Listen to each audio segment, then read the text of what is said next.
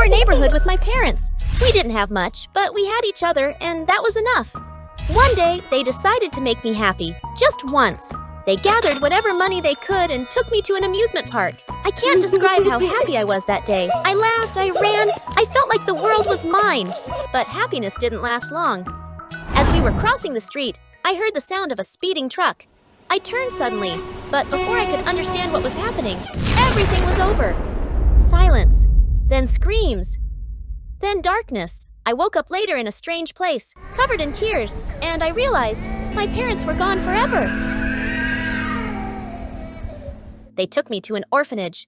The place was full of children, running, laughing, as if they had gotten used to living without their families. But me? I was just a shadow. I didn't play, I didn't talk.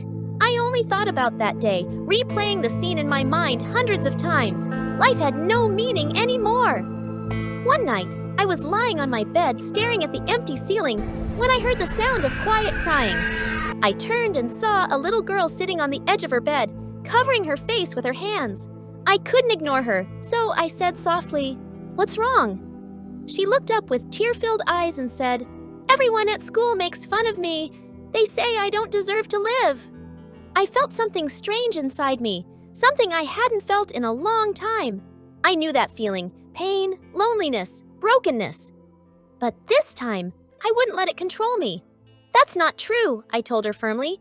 "You deserve to live, and you are stronger than you think." At that moment, I realized something important. I couldn't keep being just a victim. I started thinking about my life. What do I want to do? What's the one thing that might make me feel different? The answer was clear: YouTube. I always loved watching videos. Why not make my own? I knew nothing about content creation. I made so many mistakes at first, and barely anyone watched me. But I didn't give up. Day by day, I learned something new. I tried and failed, then tried again. A whole year passed, and I started to see improvement. I wasn't famous, but I wasn't invisible anymore. At the same time, my friend at the orphanage was lucky. She was adopted by a rich family. I was happy for her, but deep inside, I felt even more alone. Then the day came when I turned 18, and my time at the orphanage ended. I had nowhere to go, no money to even buy food. I was going to be homeless. But the surprise was, my friend didn't forget me.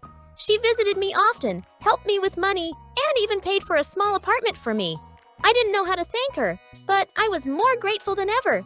I decided to work seriously on my channel, to make it succeed no matter what. I kept uploading videos, but the views weren't enough.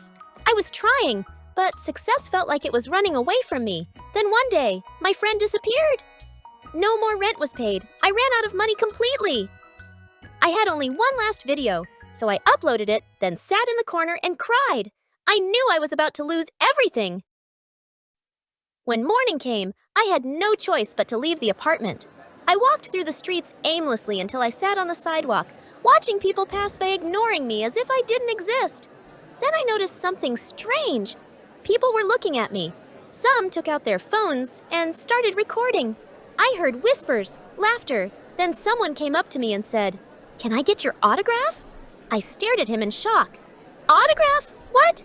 Then another girl shouted, "It's her! No way! You're famous!" My heart started racing. I grabbed someone's phone quickly, opened YouTube, and I couldn't believe my eyes. My last video had exploded with views. Thousands! No, millions! My bank account was filling with money, and I couldn't process what was happening. I ran as fast as I could back to my apartment, paid the rent, and sat down to catch my breath. I had finally succeeded. Days passed, and my channel kept growing. The comments were filled with love and support, and people eagerly waited for my videos. Then one day, I heard a knock on the door. I opened it slowly and saw my friend standing there, out of breath as if she had run the whole way.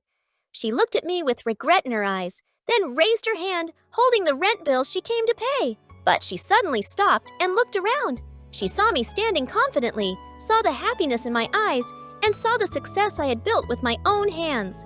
Then she smiled. "You don't need me anymore, do you?" I looked at her, feeling tears in my eyes. I hugged her tightly and said, "I have always needed you. But now I can stand on my own. This isn't the end, this is just the beginning. Because I learned that pain isn't the end. It's the start of something greater.